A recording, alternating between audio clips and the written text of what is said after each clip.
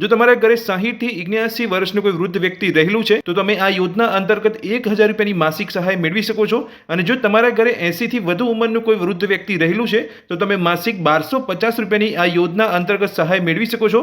તો આ યોજનાની અંદર તમે કેવી રીતે ફોર્મ ભરી શકો છો, તમારે કયા કયા ડોક્યુમેન્ટની જરૂર પડશે, આ યોજનાની અંદર કોણ કોણ ફોર્મ ભરી શકે છે, તમે અહીંયા જોઈ શકો છો કોને લાભ મળી શકે છે. તો 60 વર્ષ કે તેથી વધુ ઉંમરના વૃદ્ધો આ યોજનાનો લાભ મેળવી શકે છે. ગરીબ રેખાની યાદીમાં 0 થી 20 સ્કોરમાં નામ નોંધાયેલા કુટુંબનો સભ્ય આ યોજનાનો લાભ મેળવી શકે છે.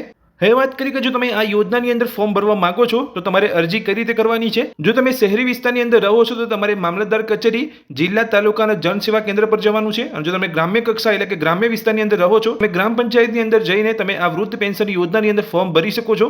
જો તમે ફોર્મ ઓનલાઈન ડાઉનલોડ કરવા માંગતા હોય તો તમારે ડિજિટલ ગુજરાતની વેબસાઇટ પર તમારે જવાનું છે.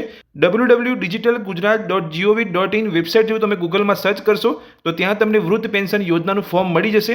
એ ફોર્મ ભરીને તમે અહીંયા મામલતદાર કચેરી કે ગ્રામ પંચાયતની અંદર જઈને આ યોજનાની અંદર ફોર્મ ભરી શકો છો. હવે વાત કરીએ કે જો તમે આ વૃદ્ધ પેન્શન યોજનાની અંદર ફોર્મ ભરવા માંગો છો તો તમારે કયા કયા ડોક્યુમેન્ટની જરૂર પડશે.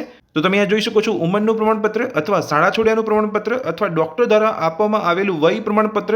આ ત્રણેયમાંથી જો કોઈ પણ ડોક્યુમેન્ટ તમારી પાસે હશે તો તમે આ યોજનાની અંદર ફોર્મ ભરી શકશો. સાથે બીજા કયા અન્ય ડોક્યુમેન્ટની જરૂર પડશે તો ગરીબ રેખાની યાદી પર નામ હોવાનું પ્રમાણપત્રની પણ તમારે અહીંયા જરૂર પડશે.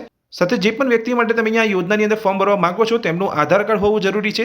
સાથે બેંકની અંદર અકાઉન્ટ હોવું જરૂરી છે. જો બેંકની અંદર અકાઉન્ટ નથી તો પોસ્ટ ઓફિસની અંદર જો અકાઉન્ટ હશે તો પણ તમે આ યોજનાની અંદર ફોર્મ ભરી શકો છો.